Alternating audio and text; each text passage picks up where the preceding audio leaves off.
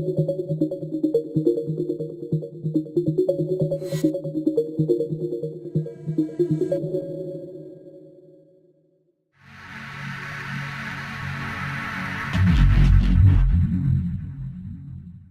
guys, Dragan here from MuseShop.net, and today I'm talking about the dynamic version of our Filterable Portfolio Thumbnails Muse widget. And this new version of the widget comes with huge performance improvements. For those of you seeing the widget for the first time, it basically lets you create portfolio thumbnails which are completely responsive, and most importantly, you can filter your portfolio projects by categories, like this, with this cool animated effects and custom hover effects for each thumbnail. Okay, so let's talk about what's new with this widget. The major improvement is that now you can load these thumbnail information dynamically, and you can do this either through Google Spreadsheets or through a regular Excel file. So let's see how the widget works in Muse. So first you need to drag the widget on the canvas. Remember, if you drag it by this plus sign, it will create the default breakpoints from MuseShop.net. So let's open the settings, and the new thing over here is the database setup. As I said, this is a dynamic version of this widget, and we've created this so you guys could actually enter all the thumbnails information outside of Muse, which will drastically improve your workflow, because you won't have to enter all the information through the widget and wait for it to refresh, which can take a ridiculous amount of time. And another improvement is that you can now have as many portfolio items as you'd like. So you have two options. You can either use a Google Spreadsheet file or you can use a Microsoft Excel file. I will first show you how to use the Google Spreadsheet file. So if I go online, we've already prepared a template file for you, which you can copy and create your own projects of filterable portfolio thumbnails. So basically we have the columns here, and each column contains a piece of information that our widget will use. So if I hover over here, you can see an image here.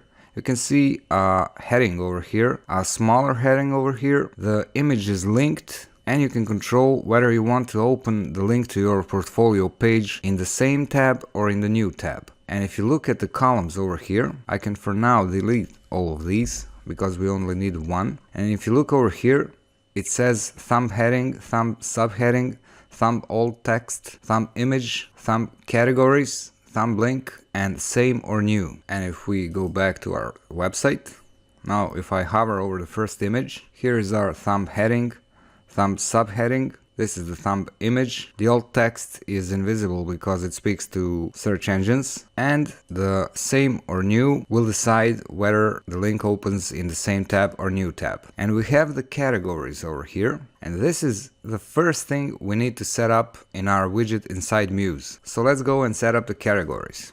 If I open the categories panel, you can set a number of categories, and you can have anywhere between 1 and 16 categories. For my example, I'm using 4. The first category is a special kind of category, and it contains all of the other categories. And you can have a custom name for that. If I preview, it says here all items. You can change this text. The point is, when you click on this, it will load all the portfolio thumbnails, and then if you click on any other button, it will filter out only that category. And the process here is very simple. So I have 4 categories.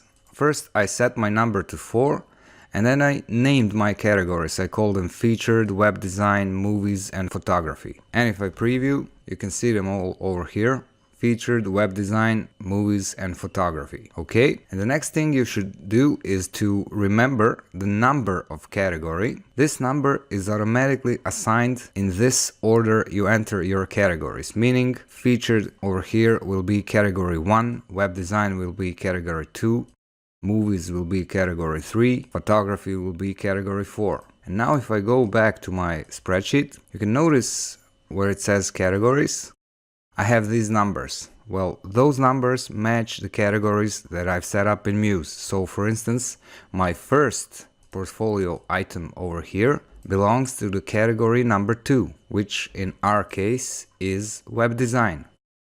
And if I click over here, this is my first portfolio thumbnail that I entered over here. And you can assign each of the projects to any of the categories you like. So if you have 4 categories and want to assign your project to all of them, you will simply enter the number of the category and then comma and then space, then the second one, comma, space, third, like this. And now this project belongs to all of the categories and it'll be visible on all categories. So let's take this back to 2. And this is a basic setup over here. So my second project belongs to category 1 and 2. My third project belongs to category 2, and so on. So let's change some stuff over here. Let's change the heading on our first portfolio thumbnail. Let's say my new heading.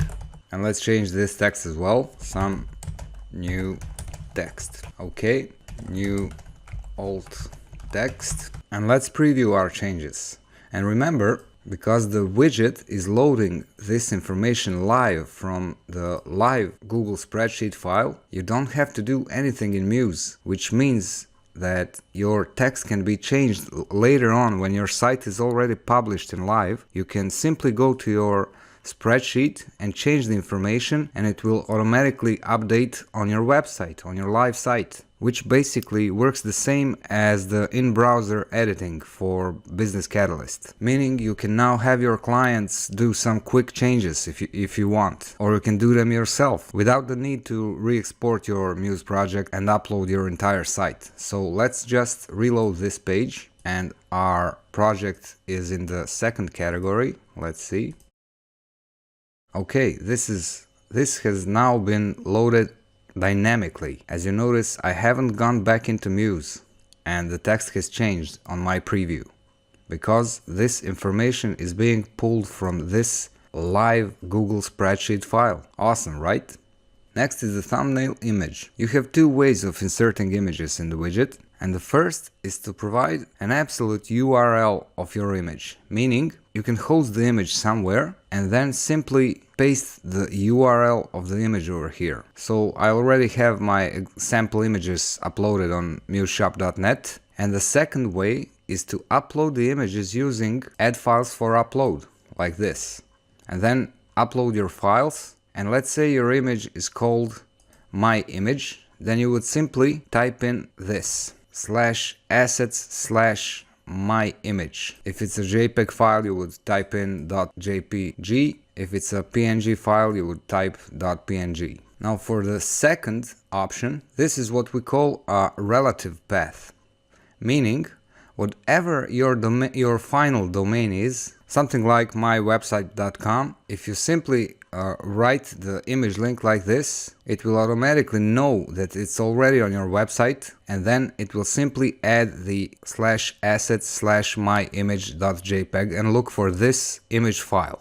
But the tricky thing with using the relative path is that it will work on the final hosting on the live website, but it will not work when previewing it from Muse. So if I add an image through using add files for upload and then I export my preview, it won't be shown. Let's do this. Okay, here I will upload a new file, this new design 01. Let me copy the file name and I will upload it. Okay, now if I export my site, I need to, of course, paste in the name over here as well. Now if I click over here, notice that the image is missing, but it will work on your final website. And the trick here is that Muse generates additional information, and that's this right here. So it will generate the preview and the name of your file, the file that you're working on currently. So if I copy everything before my index.html, something like this, and paste that in before assets. Now if I reload, here is the image. I know it sounds tricky and they could have made it a bit easier, but that's simply how it works. So while you're previewing, you will need to add here before /assets, you will need to copy the preview and the name of your current Muse project, as you can see it over here. So let's repeat again. You can disregard this. On a live website, this would be something like www.mywebsite.com, and then it should go to assets, but instead of that, it adds this preview and the name of the website. So we copy that, go back to our spreadsheet and paste it in. So it starts with /preview /muse project name and then /assets /image file name. Always remember, when exporting a live website, after you export, you should delete everything before /assets, like this. Okay, and now let's see how you can create your own spreadsheet.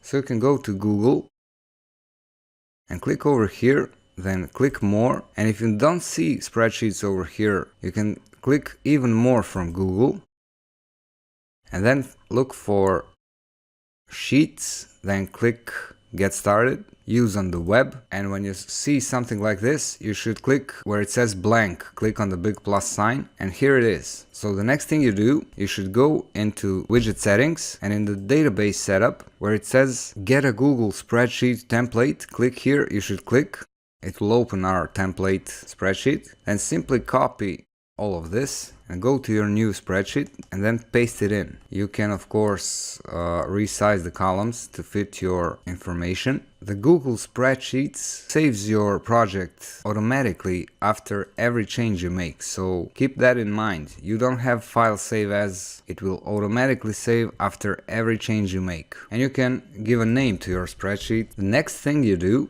is go to File and Publish to the web, and then just click Publish. Okay, and now your project is published. This is important because we need this project to be public so Muse can access it and collect all the information from it to use it in the widget. And now that this project is published, I will just change this to a whole new project, so you can see the demonstration. Now what you need is the spreadsheet key, and the spreadsheet key is this random number over here. It's basically the longest and most weird looking part of the URL. So don't copy the slashes, copy everything in between these two slashes. So copy, then go back into Muse, and then where it says Google spreadsheet key, select all and paste it in. Okay. So from now on, this widget is loading my new spreadsheet. Let's preview. Okay. If I click over here, you can see it's loading the information from my new spreadsheet. It says a whole new project over here. So we can now move on. It's of course loading the images because, as I've said, all these images are already live on MuseShop.net website. So this will only help you get started. Okay, we also went through the categories, and the next column is the link. This is where you link the actual thumbnails to your portfolio projects. So basically, if you preview, all these little projects should link somewhere. And you should have an inner page for each of your projects, and you can create anything you like in Muse, like a video project, a gallery project, a text project, or whatever you like. So basically you can link to anything you like. You can link to a Facebook page, you can link to a page within your website. And the point is, you can either take the final link like this and copy it and paste it in where the link is, or if you're linking to a page on your own website, you can simply enter the file name of your page, and the file name is over here. If I create another page, if I right click and go to page properties and then options, you can see the file name over here. It converts my text to all small letters and dashes. And I will take that, go to my spreadsheet and paste it, and remember to add .html because you're loading an HTML page. Okay, and the last column decides where you want to open your link, in the same tab or new tab. If you say underscore parent, this will open the link in the same tab, and if you say underscore blank, this will open the link in the new tab. So let's preview site in browser this time, so it exports our new page. And if we click on this is the link I've been working with. If I click over here, it opens my another page. That's this page. It just opened it, and it opened it in a new tab like this. So that's how you add links. Now you also have another way of inserting information, and that's through a local Excel file. So if I change this over here from Google Spreadsheet key to local Excel file, you can see now I can't edit my Google Spreadsheet key and it expects me to upload an Excel file. Well, luckily we have that as well. So this template is also available for you with your download. Now if I open it, here it is. And let's just see what's going on with my Excel file. As you can see, it's the same file as the Google Spreadsheets. So we don't need to go over everything again. And it basically works the same exact way. You simply need to enter the thumbnail heading, thumbnail subheading, alt text, you load the image, you assign the category, you add the link, and decide whether to open it in the same or new tab. Okay, next are the fonts. Through this widget you can load any of the hundreds of Google fonts you like. So first click where it says click here to go to Google Fonts, and let's say I want to load Roboto font. I will click over here, and where it says family selected, you can customize what you want to load. So let's say I want to load bold and black, but pay attention to this load time over here. It will indicate that the more options of the font you add, it will impact the load time of your live website. So this is a time to think about website optimization. So let's say I won't be needing any of the other fonts except the black version. So you can see it says load time fast. And also there are language options if you need any language subsets. Once you're done editing the font, you should click on embed and then copy this over here between the quotation marks. It's very important to copy only the link to the font. If I say copy, okay, I will go back to Muse now and click on fonts and paste in the link over here. Okay, the next thing I need to grab is the font family. So copy all the text over here, go back, paste in the font family, and since I've embedded the black version of the font, it's indicated by this number 900. We also need to change that in the widget. So I'll go back over here and set it to 900. If we preview now, you can see my menu text is now Roboto and it's 900 in font thickness, meaning it's the black version of the Roboto font. This goes the same for the other two texts used in the widget. So you basically have control over the thumbnail heading font and the thumbnail paragraph text font. And one more thing to do is, if you're using italic, let's go back and let's say in the customize I used this instead of this. So if I wanted my font to be italic, I'll go to embed and you'll need to copy this again. You notice the I over here, it means italic. Copy it, I paste it over here with the I at the end, and where it says make italic, you should choose yes. So let's preview. And here it is, Roboto 900 black italic. Now we have the styling options, and the first is the text alignment. It's self-explanatory. Then we have the portfolio background color, and that's the background color behind the thumbnails. You have the hover effect speeds over here, which you can play with. Then we have the navigation wrapper color, and the navigation wrapper is this over here. All of this.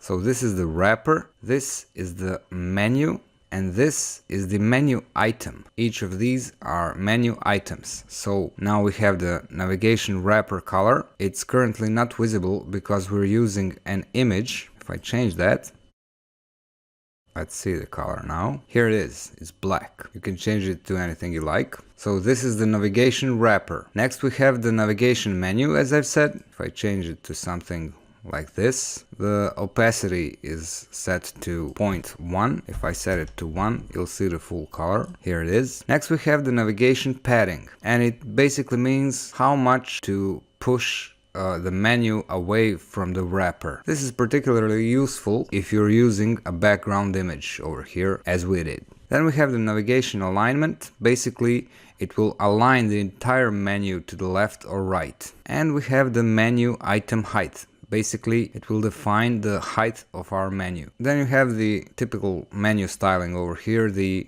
active menu item color. That's this one over here, the regular state menu item color and the hover state color. And we have those same options for the menu item text, and we have the portfolio thumbnail styling, and that's this over here.